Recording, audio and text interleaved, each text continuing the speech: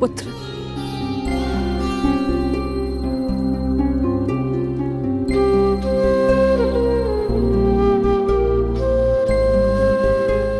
प्रणिपात राजमाता, आदेश कीजिए कि ये राधे आपकी कैसे सहायता कर सकता है। अब तुम केवल राधे नहीं, कौरव सेना के सरसेनापति भी हो। तुम्हारा वचन सुनिश्चित कराने आई हूं कि सेनापति के मुकुट के भार के नीचे कहीं वो वचन न दब जाए जो राधे ने दिया था। मैं वचन देता हूं कि अर्जुन के अतिरिक्त आपके किसी पुत्र का वध नहीं करूंगा मैं। तो क्या जन्मदात्री को संदेह है कि कर्ण अपना वचन निभाएगा या नहीं? मुझे उस वचन की पूर्ति पर कोई संदेह नहीं है जो तुमने मुझे दिया है। मैं वो वचन स्मरण कराने आई हूं जो वचन तुमने अपनी पत्नी सुप्रिया को दिया था। एक पति ने अपनी पत्नी को दिया था कि आवश्यकता के समय पर वो हर समय उसके पास उपस्थित रहेगा। सुप्रिया को तुम्हारी आवश्यकता है कर्ण। जानता हूं राजमाता, किंतु मैं नहीं जा सकता।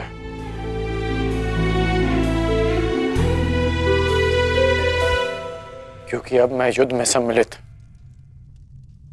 केवल एक योद्धा नहीं, अब मैं कौरव सेना का सरसेनापति हूं। अब युद्ध समाप्त होने से पूर्व मैं केवल यमलोक जा सकता हूं। मैं जानती हूं कि तुम नहीं जा सकते, परंतु वो तो यहां आ सकती है ना। चलो मेरे साथ।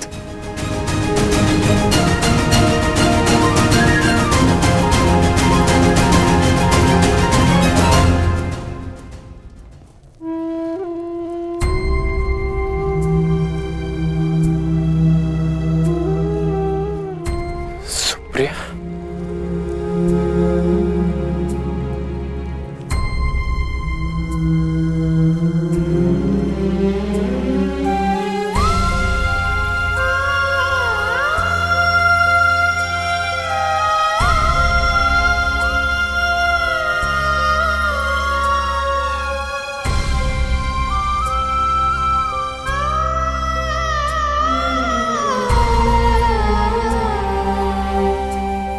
प्रणिपात आर्या। तुम अस्वस्थ हो सुप्रिया, फिर इतनी लंबी यात्रा क्यों की? पत्नी अगर पति के पास पहुंच जाए तो आधा रोग अपने आप चला जाता है। हेश, नकुल और सहदेव संभाल लेंगे। उपचार के लिए इन्होंने संदेश भिजवा दिया है। उपचार की आवश्यकता नहीं है राजमाता।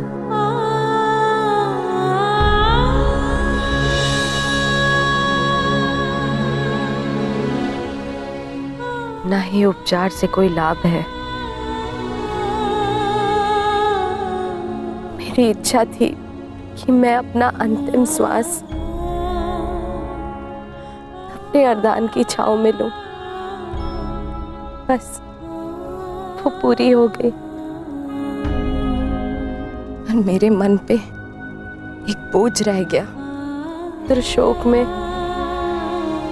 मैं अपने पत्नी होने का कर्तव्य नहीं निभा सकी, आपसे रुष्ट होकर चली गई। मुझे क्षमा कर दीजिए आर्य।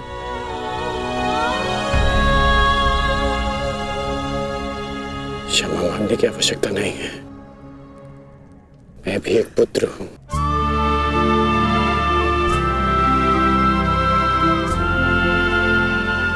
माता की वेदना समझता हूं।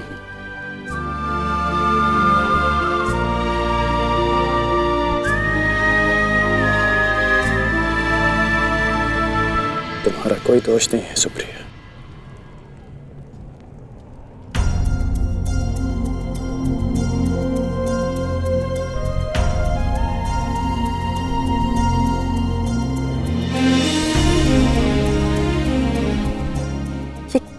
कर रही हो सुप्रिया? महारानी हो तुम अंक की। धन्यवाद उस देवी का जिसके बलिदान से मेरे जीवन का निर्माण हुआ। मुझे ज्ञात है रुशाली, आर्यकर्ण ने एक अपहरित कन्या से विवाह किया। उसके पीछे का कारण सिर्फ तुम थी। तुम दान देने के लिए वचनबद्ध होकर, सूर्य को साक्षी रखकर वचन दोकर कि तुम सुप्रिया से विवाह करोगे। दान दो अंगराज। ये सूत पुत्र राधेकर्ण वचन देता है कि मैं सुप्रिया से विवाह करूंगा।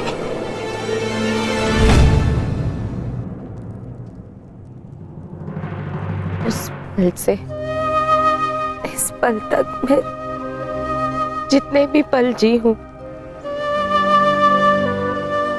तुम्हारी कृतज्ञ बनकर जी हूं रुशाली। कदाचित मैंने अपने पुत्र रुसेन का नाम भी तुम्हारे नाम पर रखा। सुप्रिया, सुप्रिया आप कुछ मत कहो, बोलने से कष्ट होगा। नहीं आर्य, मेरे सारे कष्ट तो इस देवी ने हर लिए। स्वयं कांटे सहज कर मुझे पुष्पी शैया दी है रुशाली ने। तुम्हारे कारण मैं सौभाग्यवती हो गई रुशाली। तुमने अपने विवाह की यज्ञ वेदी रुशाली ने मेरे नाम की।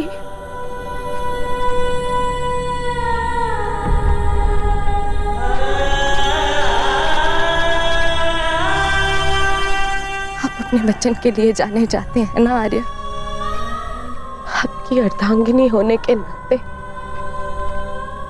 मैं चाहती हूं कि आपका हर वचन पूरा हो, कोई भी वचन अधूरा ना रहे। आपका एक वचन है आर्य, जो मेरे कारण अधूरा रह गया था।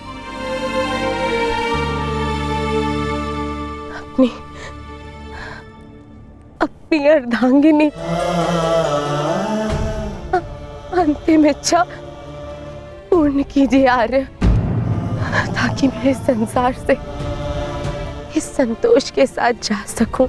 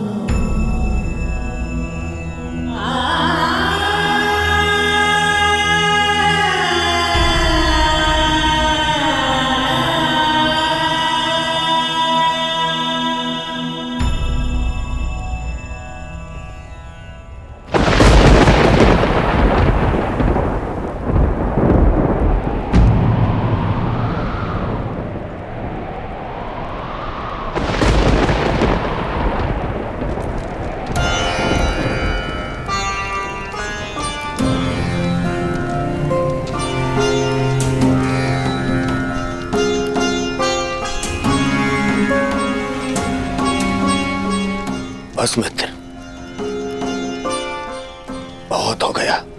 बहुत हो गया मित्र।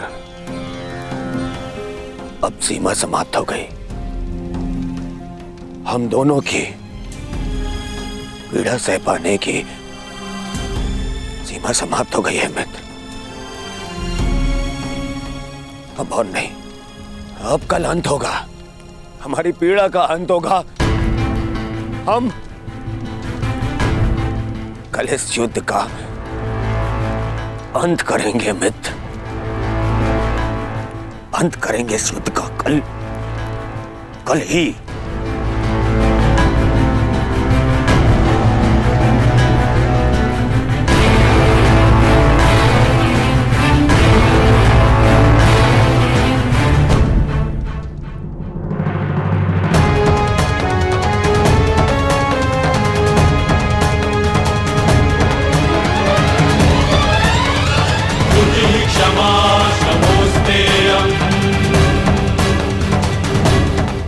यशस्वी भव।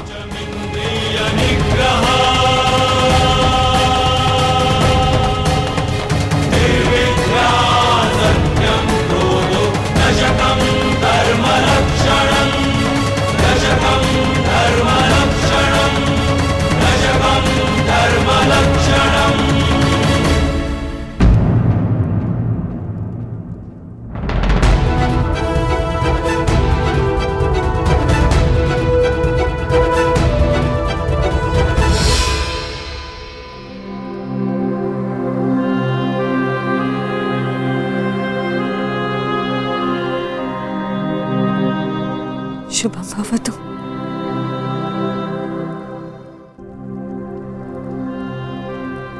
आज का दिन बहुत शुभ है। मुझे तुम पर गर्व है सेनापति कर्ण। नेत्र मन का दर्पण होते हैं राजमाता, और आपके नेत्रों में गर्व नहीं, भय है। हमारे जीवन में इस क्षण का आना अनिवार्य था राजमाता। आप निश्चिंत रहिए राजमाता, मैं पांडवों की भांति छल नहीं करूंगा।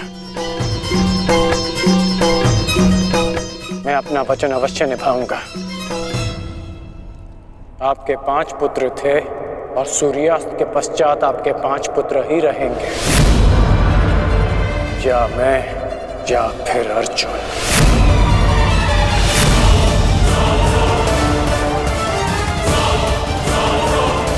प्रणिपात राजमाता।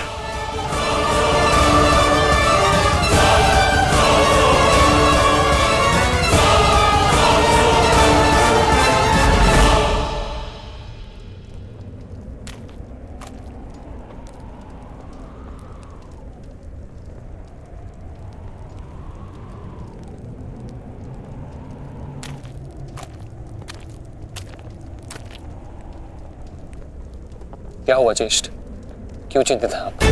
देख रहा हूं कि ये रणभूमि कैसे मेरे देखते ही देखते मेरे 90 अनुजों के रक्त को पी गई। उस अकेले भीम ने मेरे 90 अनुजों का वध कर दिया। मेरे इन सभी भाइयों ने मेरे लिए अपने प्राणों का बलिदान दे दिया। अपने ज्येष्ठ के आंखों के स्वप्न को पूर्ण करने के लिए उन्होंने मृत्यु की निंदा को स्वीकार कर लिया। अब बस तुम हो और मेरे शेष 8 अनुज है दुशासन।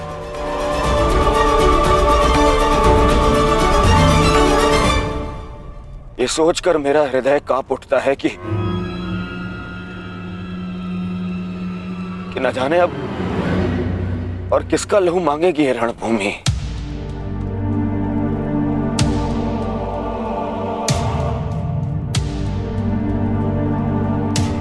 एक बात कहूं दुशासन, अब मैं तुम्हें और ना ही अपने किसी भी और अनुज को खोना चाहता हूं। अब मेरे में साहस नहीं रहा कि मैं अब अपने किसी भी और अनुज की अर्थी को कांधा दूं। मेरे में साहस नहीं है अब। किंतु आपके अनुज में साहस है ज्येष्ठ। साहस है कि वो अपने ज्येष्ठ के स्वप्न को पूरा करते करते अपनी आंखें मूंद ले।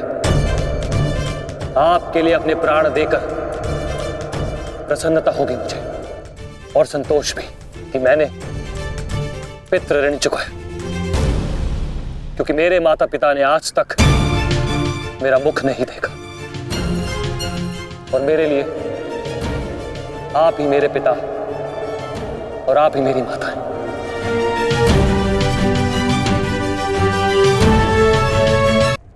नहीं नहीं दुशासन, मैं इस सम्मान के पात्र नहीं हूं। मैं तो लज्जित हूं। परंतु मैं लज्जित नहीं, आपकी आज्ञा का पालन करने के, आपके आनंद के लिए मैंने जो कुछ किया मुझे उस पर गर्व है। मुझे तनिक भी लज्जा नहीं कि आपके अपमान के प्रतिशोध के लिए मैंने पांचाली का वस्त्र हरण किया, और यदि मुझे ये बार बार करना पड़े तो आपके संतोष के लिए मैं निर्दयता पूर्वक उसका वस्त्र हरण करूंगा, बार बार करता रहूंगा। अपने ज्येष्ठ के लिए मरना और मारना मेरे लिए गर्व की बात है।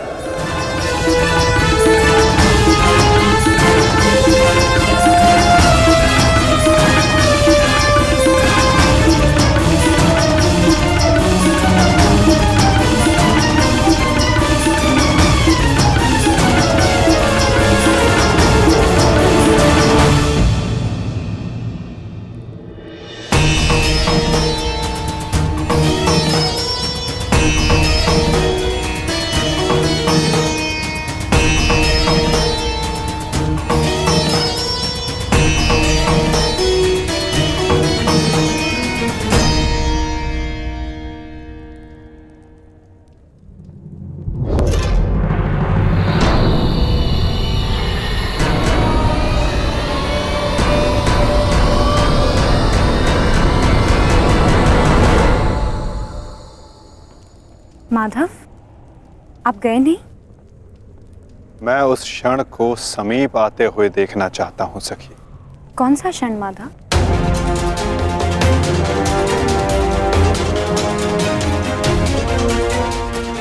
इस महायुद्ध के प्रारंभ होने से वर्षों पूर्व कुछ वचन दिए गए थे, कुछ प्रतिज्ञाएं ली गई थी, केश खोले गए थे, उनसे कुछ आशाएं बांधी गई थी सखी। और अब उन वचनों की पूर्ति का, उन प्रतिज्ञाओं के संपन्न होने का, उन केशों को बांधने का क्षण समीप आने को है सखी।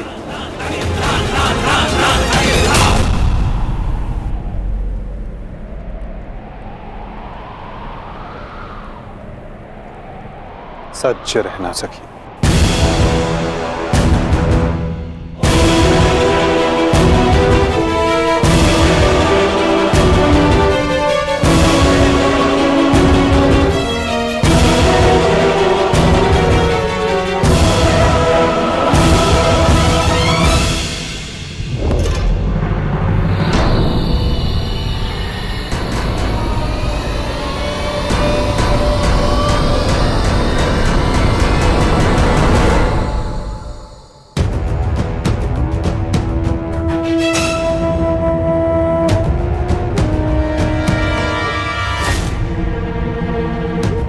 दासियों के मस्तक पर चूड़ामणि शोभा नहीं देती। मैं आपकी पुत्र वधू नहीं, और ना ही आपके पुत्रों की पत्नी।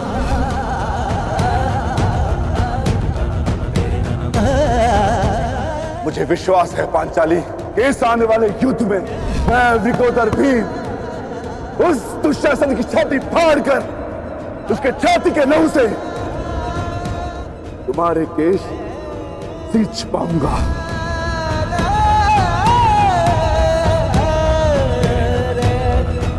मैं सच हूं माधव, और रक्त स्नान के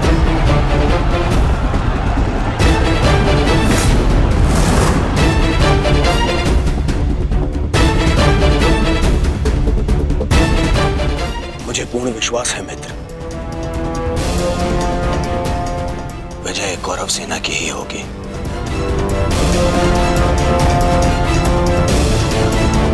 मित्र, जब हम पहली बार मिले तब से तुमने मेरा शुभ चाहा है।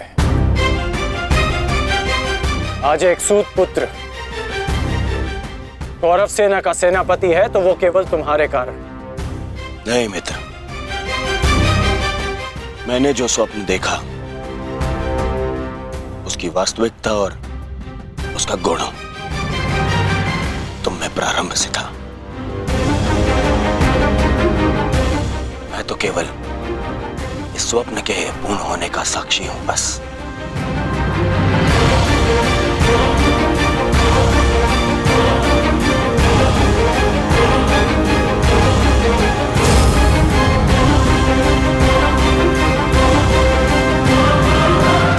विजय हमारी होगी मित्र, विजय हमारी होगी।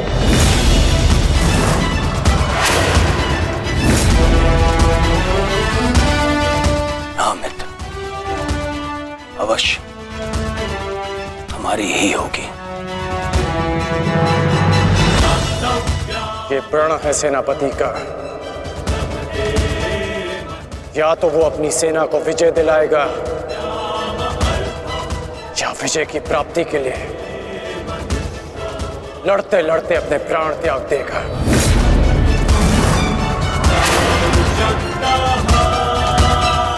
या तो हम विजय होंगे और या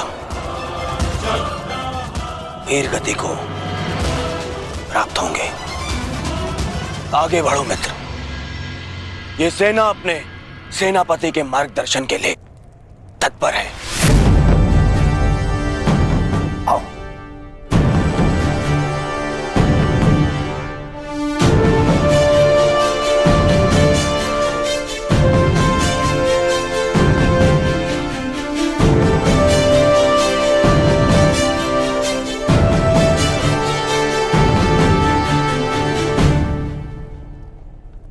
सेनापति मार्गदर्शन करता है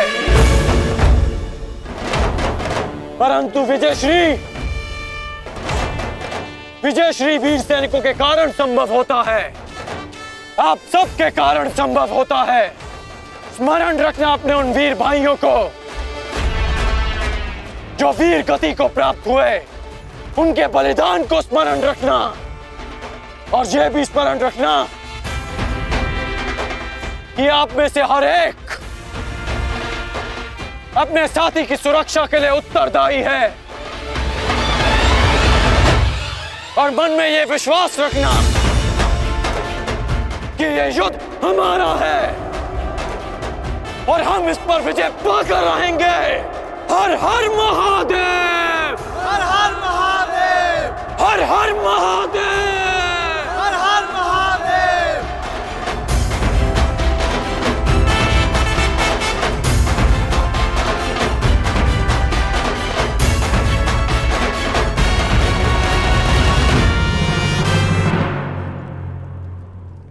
दुर्योधन, गुरु द्रोण के वध के पश्चात कौरव सेना का मनोबल क्षीण है और इसका लाभ उठाकर भीम अवश्य अपनी प्रतिज्ञा पूर्ण करने का प्रयास करेगा। आज भीम की चिंता मुझे नहीं है। उचित कहा मित्र, उचित कहा। भीम को रोकना मेरा उत्तरदायित्व होगा और तुम्हारा लक्ष्य होगा अर्जुन। कारण मैं नहीं जानता कि आज तुम कौन सी शक्ति, कौन से शस्त्र का उपयोग करोगे, परंतु मुझे इतना पूर्ण विश्वास है कि तुम अपनी प्रतिज्ञा अवश्य पूर्ण करोगे।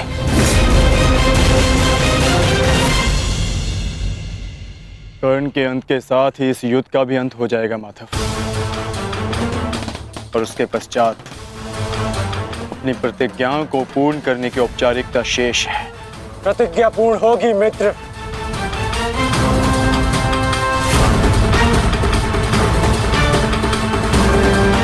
अभी भी मेरे पास एक अस्त्र शेष है जो अर्जुन का वध कर सकता है। किंतु कर्ण का अंत करना, उसका वध करना इतना सरल नहीं होगा पार्थ। कवच और शक्तियों के बिना भी वो योद्धा विकट है। आओ पार्थ, प्रस्थान करने का समय आ गया है।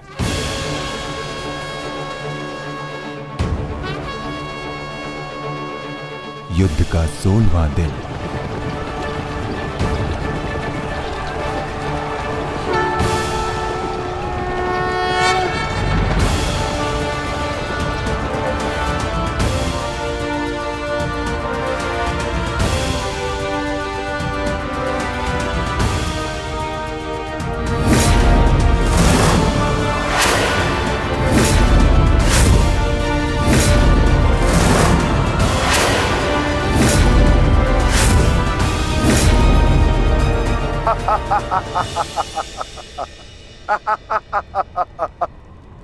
कौरव सेना की ये दशा देख मैं अपनी हंसी नहीं रोक पा रहा हूं। इन्होंने एक सूत पुत्र को सेनापति बना दिया। दुर्योधन, तुम्हारे इस निर्णय से मुझे तुम्हारी पराजय दिख रही है।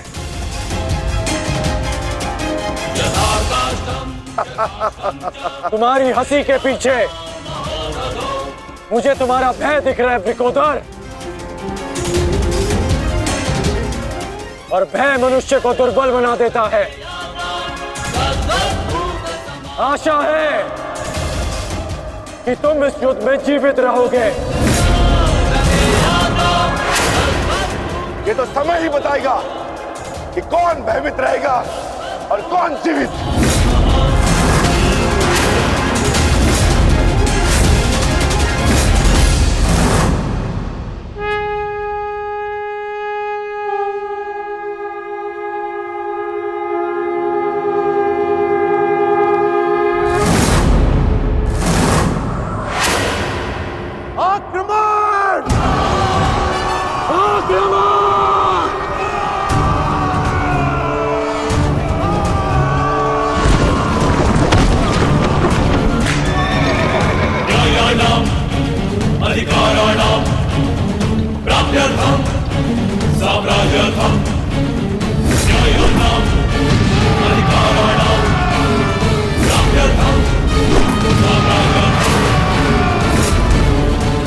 सावधान कौन?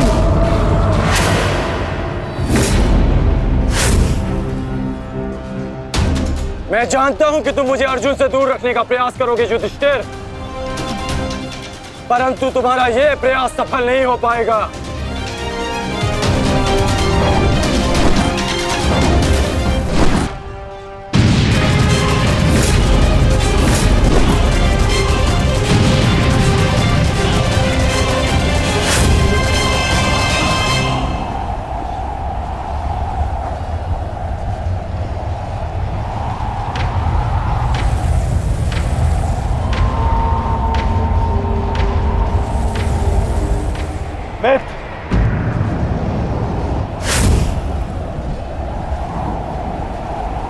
इस युधिष्ठिर को मैं संभालता हूं।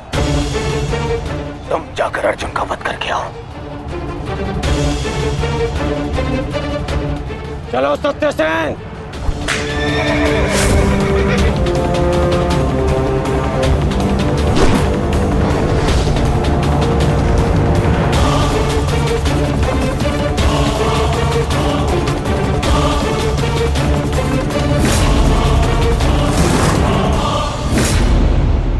क्या हुआ दुर्योधन? तुम्हारा नया सेनापति युद्ध के प्रारंभ होते ही थक गया। नहीं युधिष्ठिर, नहीं, उसे मैंने भेज दिया। ताकि तुम्हें आज एक बार फिर युद्ध सभा की हार का स्मरण करा सकूं।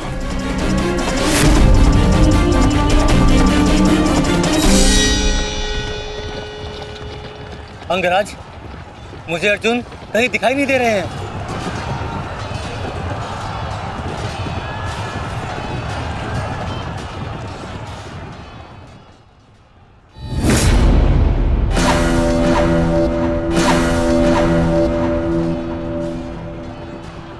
अर्जुन की प्रत्यंचा की टंकार मैं सुन सकता हूं सत्यसेन।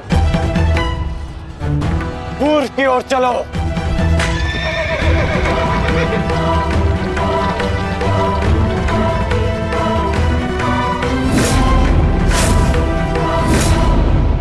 छल, कपट और अनीति के इस पुतले वासुदेव के कारण ही अब तक तुम युद्ध में टिके हो अर्जुन।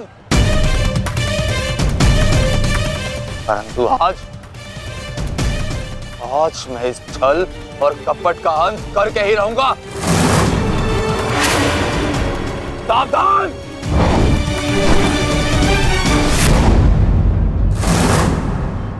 आचार्य द्रोण के साथ जो हुआ उसके कारण अश्वत्थामा अत्यंत क्रोध में है और एक पुत्र के लिए ऐसा क्रोध स्वाभाविक है। आशा करता हूं पार्थ कि तुम अपने गुरुपुत्र की इस धृष्टता को अनदेखा कर दोगे।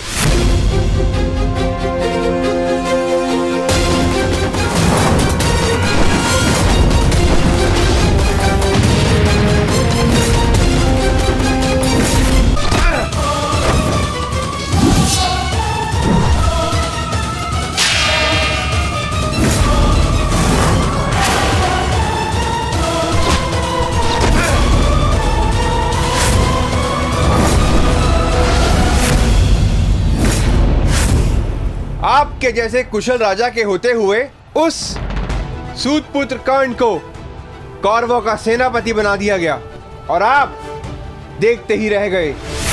क्या अब यही शेष रह गया है एक मध्यराज के जीवन में कि वो एक सूतपुत्र के निर्देश का पालन करे?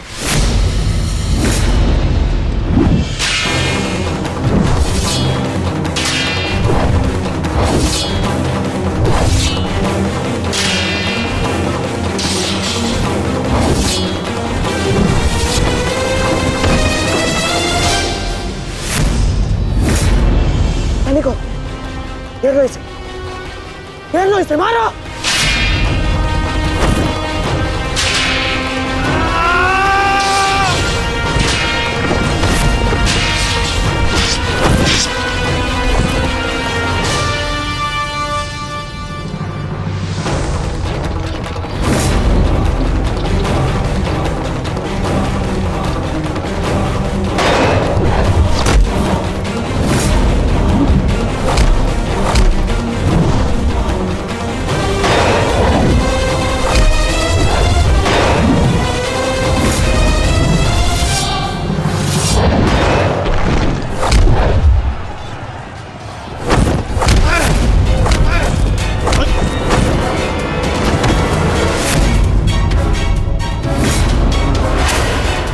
अट्ठास करना है ना दुशासन, ये वृकोदर भीम तुम्हें अवसर देगा।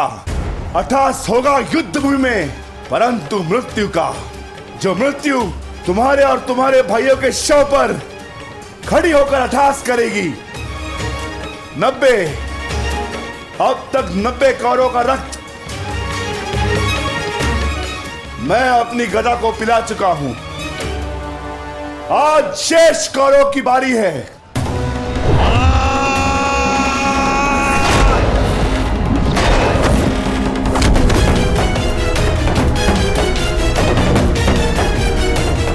मैंने प्रतिज्ञा ली है, तुम 100 कौरव भाइयों का वध मैं स्वयं करूंगा, परंतु मरने से पहले मैं तुम्हें तड़पता देखना चाहता हूं, ठीक वैसे जैसे अभिमन्यु तड़पा था, ठीक वैसे जैसे पांचाली तड़पी थी। तुम्हारे हाथों से बचने के लिए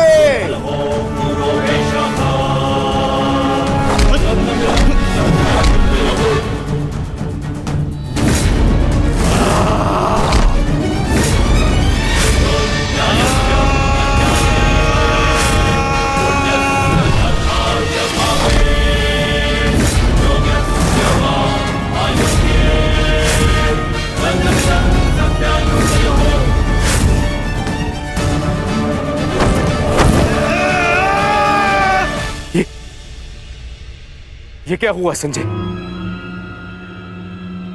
ये किसकी चीख? ये कौन है जो पीड़ा से तड़प रहा है? भीम और दुशासन के मध्य महायुद्ध हो रहा है महाराज।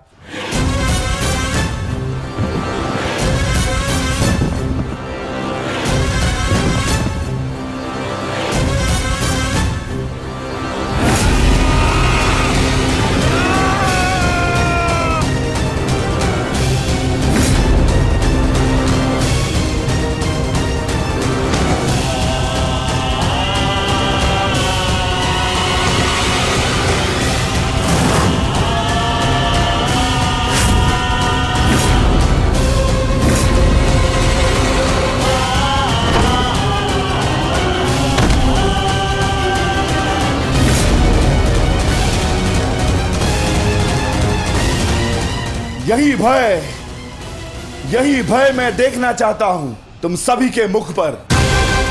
मृत्यु को समीप आते देख तुम लोग जितना भयभीत हो जाओगे, मुझे तुम्हारा वध करने में उतना ही आनंद आएगा।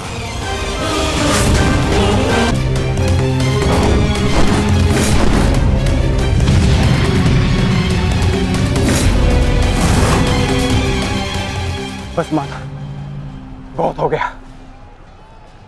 अश्वत्थामा का समय निकट आ गया है।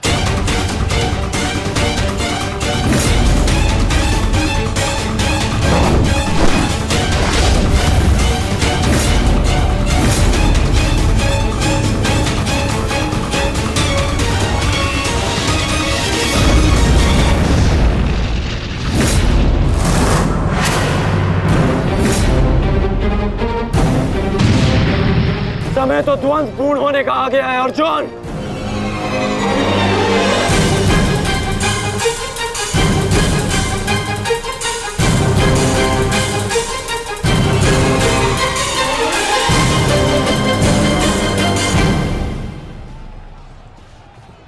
जब दो योद्धा युद्ध कर रहे हों तो पीछे से आक्रमण करना न केवल कायरता है, अपितु नियम का उल्लंघन भी है अंगराज।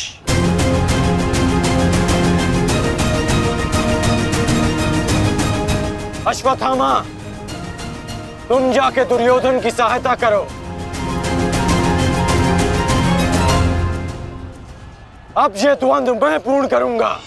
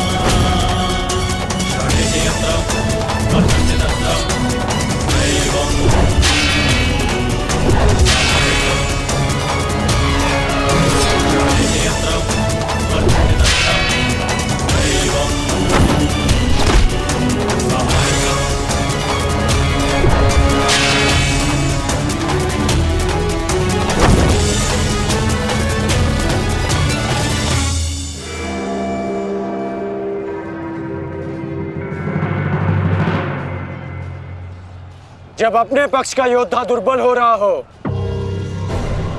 तो उसकी सहायता करना ना ही कायरता है और ना ही नियमों का उल्लंघन।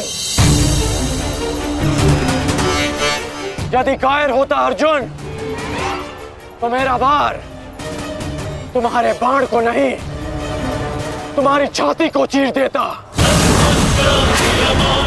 आओ अर्जुन, वर्षों के इस द्वंद्व को पूर्ण कर लिया जाए। आओ।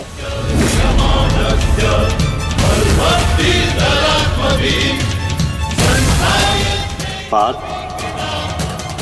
अंगराज की ये इच्छा पूर्ण करो।